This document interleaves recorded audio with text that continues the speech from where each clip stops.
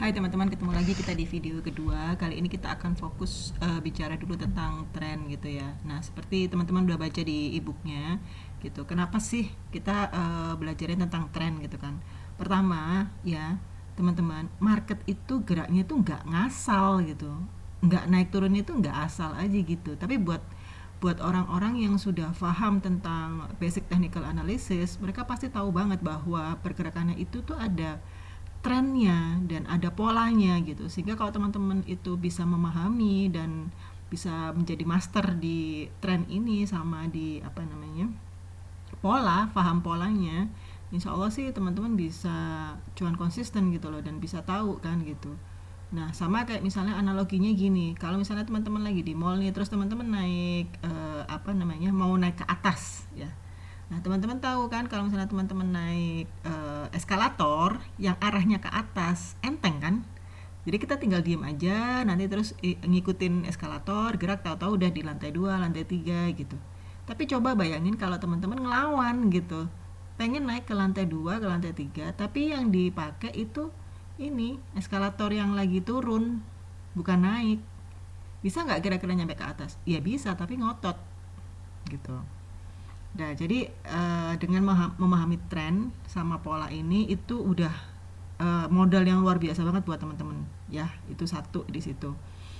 Terus yang kedua, dengan memahami tren itu, teman-teman itu tahu tempat yang mana yang itu tempat yang benar untuk masuk gitu.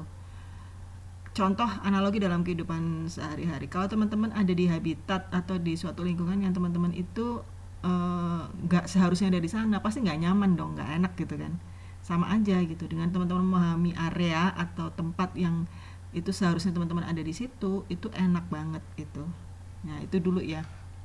Nah, untuk memahami tren atau pola itu kita bisa pakai do teori. Jadi gini ya teman-teman ya. Cara berpikirnya gini loh. Saya tuh mengajak banget teman-teman pemula ini. Kenapa sih saya bolak-balik tuh cerewet ngomong belajar dulu, jangan pencet buy, jangan pencet sell dulu. Udah gitu terus pakai dana besar. Itu kan gak masuk akal gitu loh. Sementara kita ini belum tahu teorinya, belum tahu how to-nya, tapi udah gaspol main dengan dana besar, dan itu tuh uang beneran gitu, bukan bukan daun kan gitu. Aku yang prihatin gitu loh. Kenapa? Karena aku dulu juga pernah melakukan kesalahan yang sama. Jadi kenapa saya nggak pengen teman-teman itu ngelakuin hal yang sama dengan apa yang saya lakukan dulu. Makanya ayo belajar dulu deh, belajar dulu gitu kan. Sabar, sabar nikmatin prosesnya. Oke, kita balik lagi ke teori. Jadi kita melakukan sesuatu itu harus ada landasan teorinya, nggak ngasal gitu kan. Nah, di teori ini kita akan belajar tentang major trend atau trend mayor, kemudian secondary trend atau tren sekunder, dan minor trend. Nah, di situ kan di ebook sudah saya jelaskan definisinya. Kalau tren mayor itu tren gede, gelombang besarnya yang utama itu tren besar tuh bisa berlangsung tahunan gitu.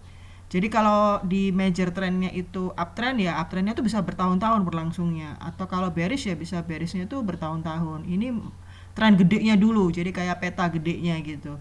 Nah, ini biasanya teman-teman paling gampang bisa ngelihat di chart monthly. Di chart daily sih juga bisa, cuma nanti teman-teman kan butuh space yang apa ya, space yang gede kan gitu. Tapi kalau kita pakai chart monthly nggak terlalu gitu kan. Nah, kemudian yang secondary trend itu, oh ya, major trend ini dikenal juga dengan istilah tide atau gelombang pasang. Gelombang pasang itu kan gede ya. Satu gelombang pasang itu kan terdiri dari gelombang yang lebih kecil, lebih kecil, lebih kecil. Gitulah. Satu major trend, satu gelombang gede ini, satu tren besar ini yang berlangsung tahunan itu kan terdiri dari gelombang yang lebih kecil, yaitu tren sekunder yang berlangsung 3 minggu sampai beberapa bulan gitu.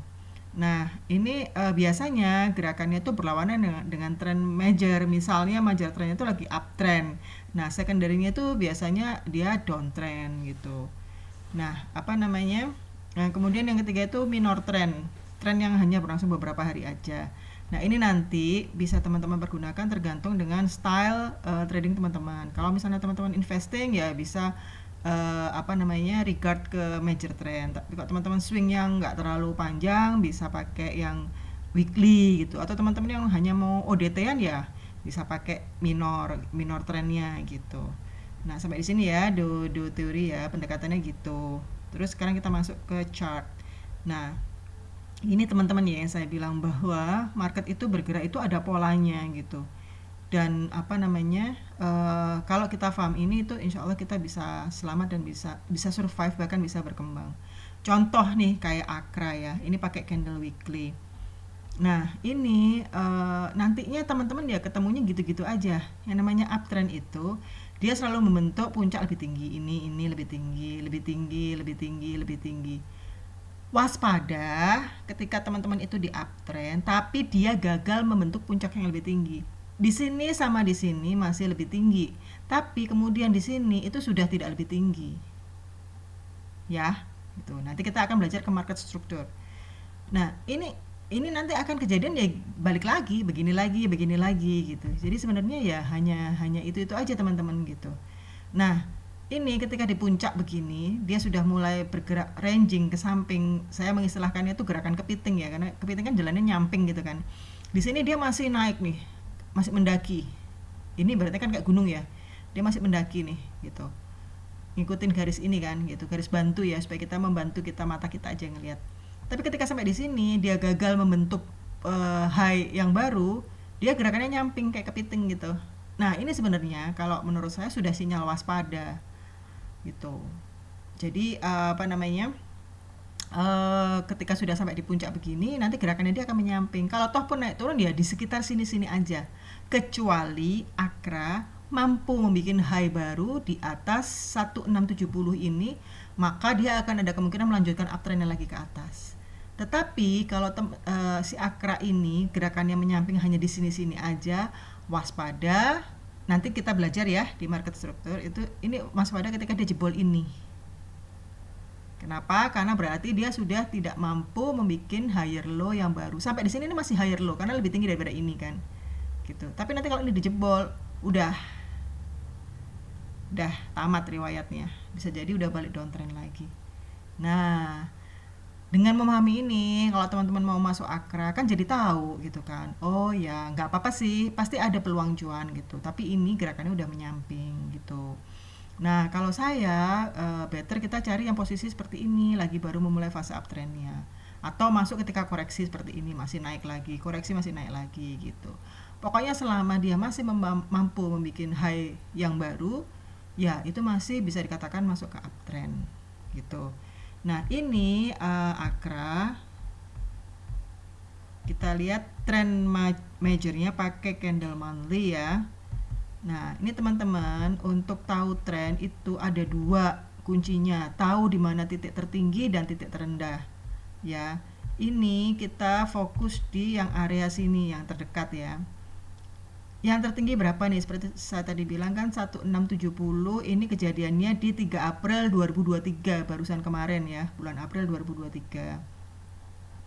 Setelah itu terendahnya ini ternyata 2 Maret 2020. Nah, berarti major trendnya Akra ini berlangsung selama 3 tahun, dari 2 Maret 2020, kemudian dia bergerak terus uptrend mencapai puncaknya 3 April 2023. Nih, persis hampir 3 tahun.